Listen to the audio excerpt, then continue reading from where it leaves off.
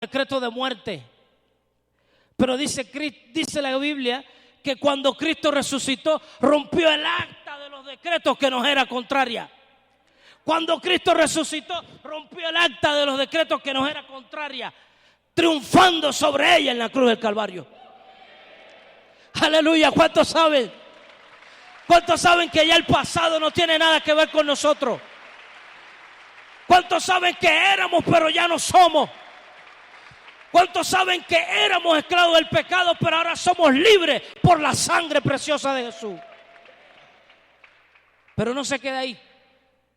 No se queda ahí. Voy a usar a mi compañero de milicia, Jorge. No se queda ahí. Dice el versículo 13. Y despojando a los principados, suba para acá, y potestades, los exhibió públicamente, triunfando sobre ellos en la cruz del Calvario. Hermanos, ¿tienes un pañuelo? En la Escritura tienes que saber que en aquel tiempo, cuando dos ejércitos se enfrentaban, dos ejércitos peleaban, uno contra el otro, el ejército que derrotaba al enemigo hacía dos cosas. Hacía un desfile y pasaba por el pueblo o la ciudad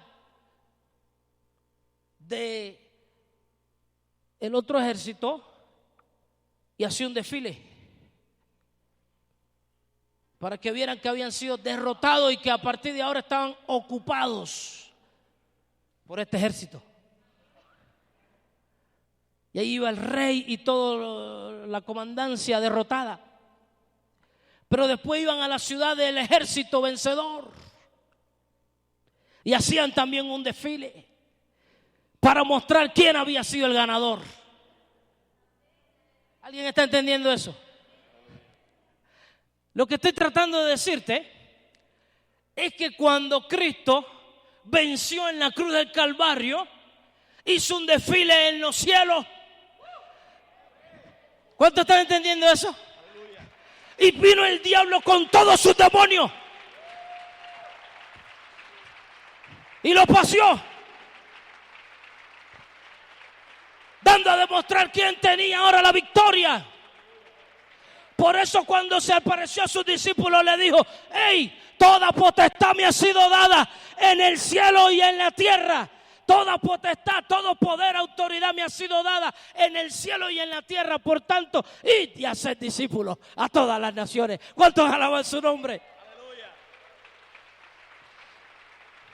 Porque ese desfile demostró que había vencido. Ese desfile, no te me vayas. Ese desfile demostró que había vencido. Y despojando a los principados y potestades, los exhibió públicamente, triunfando sobre ellos en la cruz. Pero hay más. Yo estaba metiéndome en esa porción de la Escritura y busqué la palabra despojar. Pues yo no sé aquí, pero para el cubano la palabra despojar es bien fea. Jorge sabe lo que estoy hablando, porque él fue santero, brujero. Y la palabra despojar para el cubano es con hierbas de brujería, hacer bañitos y limpieza, todo eso. Pero cuando yo meto la palabra y busco en el diccionario la palabra despojar, dice: despojar, pérdida de lo que se posee, privar a uno de lo que tiene violentamente. Entonces, cuando yo aplico este concepto a la palabra y dice, y despojando, dice, y a nosotros que estábamos muertos en nuestros pecados y en la incircuncisión de nuestra carne, nos dio vida juntamente con Él, perdonándonos todos los pecados, anulando el acta de los decretos que había contra nosotros, que nos era contraria, quitándola en medio y clavándola en la cruz, y despojando a los principados y potestades, los exhibió públicamente, triunfando en la cruz. Y cuando veo el significado de despojar, pérdida de lo que se posee, privar a uno de lo que tiene violentamente, me doy cuenta que nada tiene que ver con brujería ni con despojitos, sino que la palabra despojar tiene que ver con quitarle algo a alguien violentamente. ¿Se puede entender? Quitarle algo a alguien violentamente, de quitarle a alguien lo que posee. Y todo lo que hemos venido hablando tiene que ver con tu vida vieja, Cristo y tu vida nueva. Tu vida vieja, Cristo y tu vida nueva, ¿sí o no? Y aquí estaba tu vida en la mano del enemigo. Pero dice la palabra que estábamos muertos en nuestros delitos y nuestros pecados, siendo esclavos del príncipe de la potestad del aire, ¿sí o no? Pero dice, y a vosotros que estábamos en nuestros delitos y nuestros pecados, dice, despojando a los principados y potestades, los exhibió públicamente, triunfando sobre ellos en la cruz. Lo que quiero mirar aquí es esto. Aquí estaba tu vida. Pero Cristo no le dijo al diablo permiso para sacar a Susana y darle salvación, sino que Cristo le dijo, suelta a Susana que me pertenece, suelta a Joaquín que me pertenece, suelta a Marta que me pertenece, suelta a Santiago que me pertenece, suelta a Juan que me pertenece, suelta a María que me pertenece. Mi sangre preciosa ha sido el precio pagado. Yo no sé cuál es tu nombre, pero de ti dijo, dame a mi hijo que me pertenece, dame a mi hija que me pertenece, son míos, son mi pueblo. La sangre que derramé en la cruz fue el precio pagado. Por eso ahora tú estás aquí. Por eso tú estás ahora en Cristo. Gracias, mi hermano. Por eso tú estás ahora en Cristo. Por el sacrificio en la cruz del Calvario. Ahora sí, para darte salvación y vida eterna.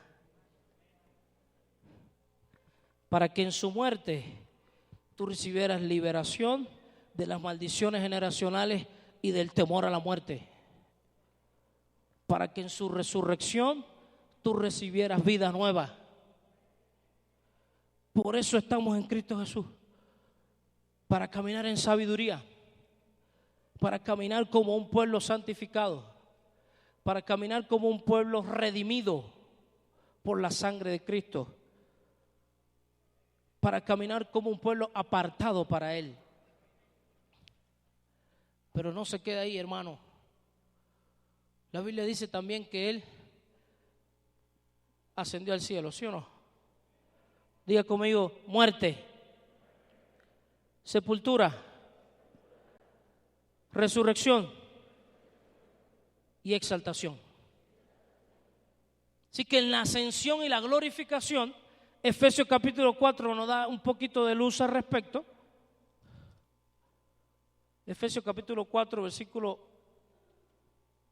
7 y 8 dice, pero a cada uno de nosotros fue dada la gracia conforme a la medida del don de Cristo, por lo cual dice, subiendo a lo alto, llevó cautiva a la cautividad y dio dones a los hombres. Ya no tienes que ser esclavo del pecado, del mundo y su maldad, porque Cristo llevó cautiva tu cautividad. Amén. Ya no más esclavitud. Ya no más no tengo fuerza de voluntad. No, Cristo llevó cautiva tu cautividad. Rompió ese lazo que había en ti. Cristo rompió esa atadura. Cristo rompió esa maldición. Lo que hay que creerlo, familia. Dice, subiendo a lo alto, ascensión y glorificación. Subiendo a lo alto, llevó cautiva la cautividad y dio dones a los hombres.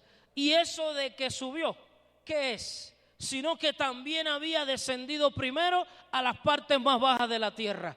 El que descendió es el mismo que también subió por encima de todos los cielos para llenarlo todo. Gloria al Señor. Porque la palabra de Dios me dice que por medio de Cristo se sostienen todas las cosas. Y que todo fue creado por medio de Él y para Él. Y dice, y Él mismo constituyó a unos apóstoles, a otros profetas, a otros evangelistas, a otros pastores y maestros, a fin de perfeccionar a los santos para la obra del ministerio, para la edificación del cuerpo de Cristo. Así que no solamente te libera el Señor, sino que cuando es exaltado, cuando asciende y es exaltado, derrama dones y ministerio. Y es lo que la iglesia recibe, un equipamiento. Ahora, dos cosas. Los dones y los ministerios son para capacitarnos para servir a Dios y a su iglesia. ¿Cuántos están de acuerdo con eso? Y en segundo lugar, son dados para darnos poder para establecer el reino de Dios aquí en la tierra. Así que para el Señor ninguno de nosotros fue llamado para estar ocupando una silla tranquilamente desde que llegamos a Cristo y hasta que nos vayamos con Él. Todos fuimos equipados con algunos dones, algunos con llamamiento al ministerio, a los diferentes ministerios, para la edificación del cuerpo de Cristo, para el establecimiento del reino de Dios. Pero mucha parte de la iglesia se pierde esta bendición, ¿sabe por qué? Porque solamente se queda con la muerte en la cruz. Y no analiza, no profundiza en la palabra, que hay mucho más de la obra de Jesús para nosotros. Entonces tienes que alistarte, tienes que acercarte a tu líder de grupo familiar, a tu supervisor, a tu pastor. Tienes que acercarte para preguntarle, ¿cuál usted discierne que son mis dones? Tienes que buscar en la presencia del Señor cuál es el propósito para el cual Él te ha llamado. Porque Cristo no murió solo para perdonarte tus pecados. Cristo murió también, resucitó y fue exaltado para equiparte de dones y ministerios que te van a alinear y dirigir al propósito de Dios para tu vida. ¿Cuántos están de acuerdo? La obra de Cristo es completa porque Dios lo hace todo perfecto, hermanos. Ahora, para terminar, ¿cómo me puedo apropiar de estas bendiciones? ¿Cómo me puedo apropiar de estos beneficios de Jesús? Hay dos cositas: realidad presente y realidad espiritual. Usted está viviendo conmigo hoy aquí en esta tierra, ¿sí o no? Aunque la Biblia dice que estamos sentados juntamente con Cristo en los lugares celestiales, eso es otro tema que, si Dios me da la oportunidad, le voy a compartir en otra ocasión, nuestra posición en Cristo. Pero ¿cómo es posible que si Cristo murió hace más de 2000 años y se llevó mis enfermedades, padeció mis dolencias y por su llaga yo fui curado, cómo es posible que ahora mismo hay alguna enfermedad que está afectando mi cuerpo? ¿Cómo me puedo apropiar de lo que dice la Biblia? ¿Cómo es posible que si acabamos de mirar que el Señor Jesús despojó a los principados y potestades, los exhibió públicamente, triunfando sobre ellos en la cruz, y rompió el acta de los decretos que era contraria para mí? ¿Por qué todavía camino con una mentalidad de condenación? ¿Por qué todavía hay ataduras que no me dejan avanzar en el reino de Dios? Porque estoy haciendo más caso a mi realidad presente que a mi realidad espiritual.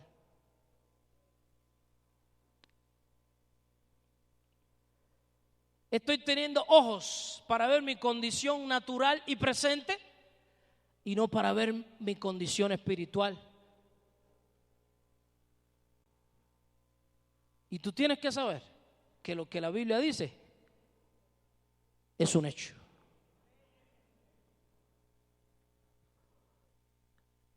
Y el instrumento o la herramienta para que de mi realidad presente yo acceda a la realidad espiritual es la fe.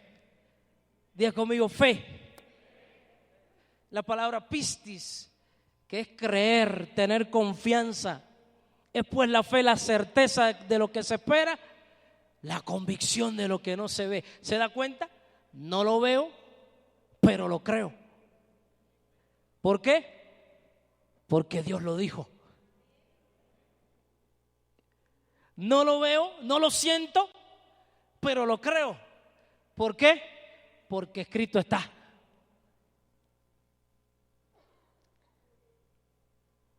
No que mi úlcera, ¿cómo? Enséñame el título de propiedad. No es tu úlcera. Aquí dice que Jesús la llevó sobre sus hombros. No, que estoy frustrado, estoy frustrada. ¿Cómo? ¿Y por qué? Si tú eres justificado, escrito está,